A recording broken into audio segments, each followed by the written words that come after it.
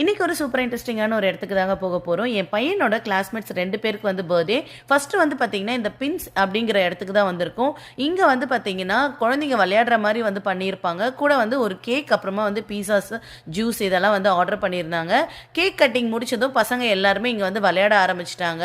எல்லாமே இது பவுலிங் தாங்க. குட்டீஸ் வந்து 2 லேன் வந்து புக் பண்ணியிருந்தாங்க, அது விளையாடிட்டு இருந்தாங்க.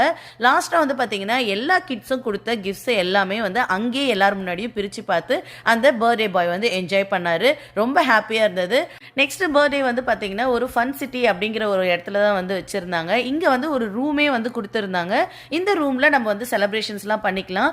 வந்ததும் வந்து கிட்ஸ் எல்லாருக்குமே வந்து வெல்கம் ட்ரிங்க்லாம் கொடுத்து பயங்கர எனர்ஜெட்டிக் ஆக்கிட்டாங்க. எனர்ஜி ஆனதும் குட்டி சும்மா இருப்பாங்களா, எல்லாருமே வந்து போய் பயங்கரமா வந்து விளையாட ஆரம்பிச்சிட்டாங்க.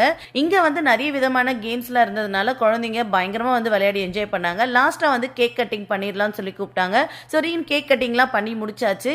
இங்கே நம்ம ஊர் சாப்பாடுலாம் வந்து போட மாட்டாங்கங்க. இங்கே பார்த்தீங்கன்னா எல்லாருமே பீஸா ஆர்டர் பண்ணிட்டு பீஸா தான் வந்து கொடுப்பாங்க. ஸோ இங்கே அமெரிக்காவில் அமெரிக்கன்ஸ் எப்படி வந்து பர்த்டே செலிப்ரேட் பண்ணுவாங்கன்னு நீங்கள் வந்து பார்த்து என்ஜாய் பண்ணியிருப்பீங்கன்னு நினைக்கிறேன்.